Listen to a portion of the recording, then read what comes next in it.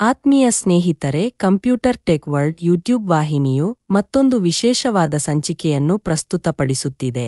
ಇಂದಿನ ಸಂಚಿಕೆಯಲ್ಲಿ 5ನೇ ತಲೆಮಾರಿನ ಕಂಪ್ಯೂಟರ್ಗಳ ಬಗ್ಗೆ ಸಂಪೂರ್ಣವಾದ ಮಾಹಿತಿಯನ್ನು ನೀಡಿದ್ದೇವೆ. ಈ ಮಾಹಿತಿಯು ನಿಮಗೆ ಇಷ್ಟವಾದರೆ ಅವಶ್ಯವಾಗಿ ಲೈಕ್ ಮಾಡಿ, ನಿಮ್ಮ ಸ್ನೇಹಿತರೊಂದಿಗೆ ಹೆಚ್ಚು ಶೇರ್ ಮಾಡಿಕೊಳ್ಳಿ.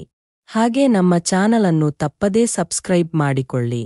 5ನೇ ತಲೆಮಾರಿನ ಕಂಪ್ಯೂಟರ್ಗಳು ಭವಿಷ್ಯದ ಕಡೆಗೆ ಒಂದು ಹೆಜ್ಜೆ.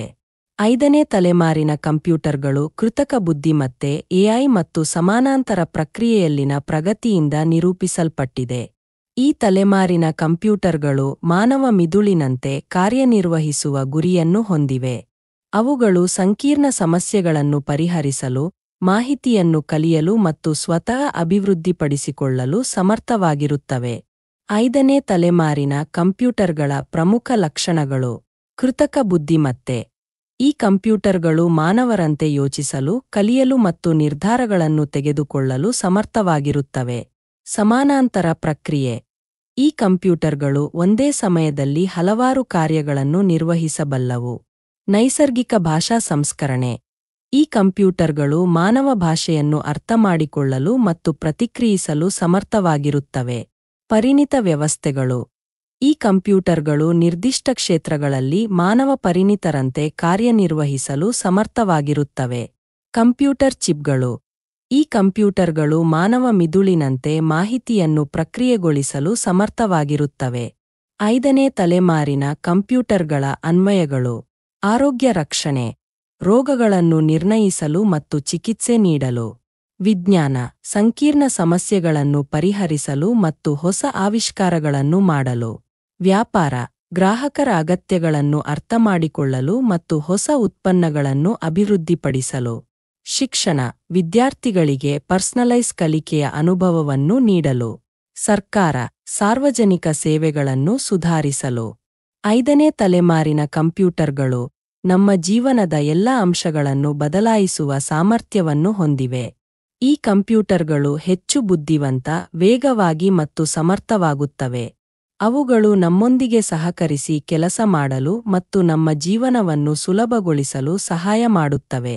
ಒಟ್ಟಾರೆಯಾಗಿ 5ನೇ ತಲೆಮಾರಿನ ಕಂಪ್ಯೂಟರ್ಗಳು ತಂತ್ರಜ್ಞಾನದಲ್ಲಿನ ಅತ್ಯಂತ ರೋಮಾಂಚಕಾರಿ ಅಭಿವೃದ್ಧಿಗಳಲ್ಲಿ ಒಂದಾಗಿದೆ. 5ನೇ ತಲೆಮಾರಿನ ಕಂಪ್ಯೂಟರ್ಗಳು ಹೇಗೆ ಕಾರ್ಯನಿರ್ವಹಿಸುತ್ತವೆ? 5ನೇ ತಲೆಮಾರಿನ ಕಂಪ್ಯೂಟರ್ಗಳು ಹೇಗೆ ಕಾರ್ಯನಿರ್ವಹಿಸುತ್ತವೆ ಎಂಬ ಪ್ರಶ್ನೆಗೆ ಉತ್ತರಿಸುವ ಮೊದಲು ನಾವು 5ನೇ ತಲೆಮಾರಿನ ಕಂಪ್ಯೂಟರ್ಗಳ ಕುರಿತು ಸ್ವಲ್ಪ ಅರ್ಥಮಾಡಿಕೊಳ್ಳಬೇಕು. 5ನೇ ತಲೆಮಾರಿನ ಕಂಪ್ಯೂಟರ್ಗಳನ್ನು ಇನ್ನೂ ಸಂಪೂರ್ಣವಾಗಿ ಅಭಿವೃದ್ಧಿಪಡಿಸಲಾಗಿಲ್ಲ.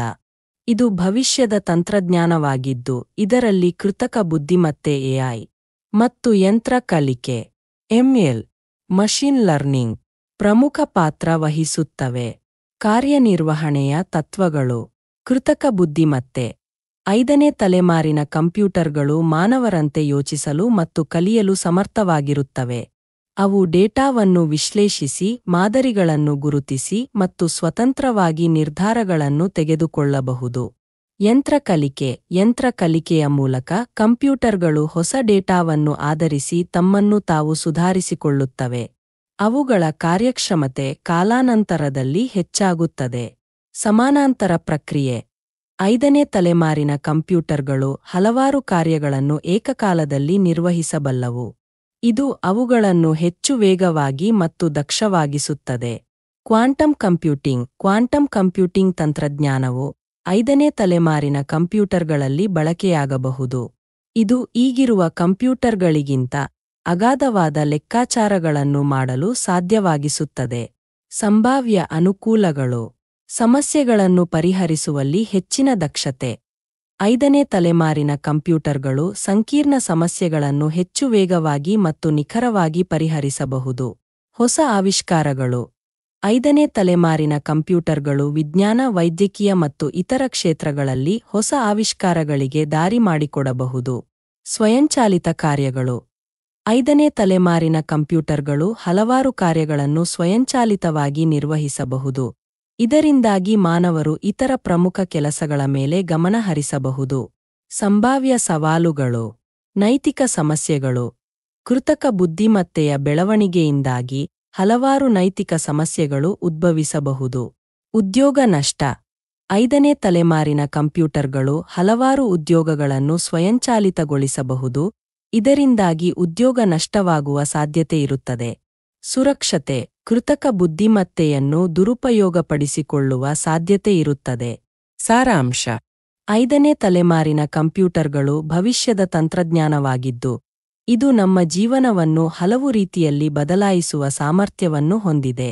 ಆದರೆ ಈ ತಂತ್ರಜ್ಞಾನದ ಬೆಳವಣಿಗೆಯೊಂದಿಗೆ ಹಲವಾರು ಸವಾಲುಗಳನ್ನು ಸಹ ಎದುರಿಸಬೇಕಾಗುತ್ತದೆ. ಈ ಮಾಹಿತಿಯು ಸಂಪೂರ್ಣವೆಂದು ನಾನು ಭಾವಿಸಿದ್ದೇನೆ.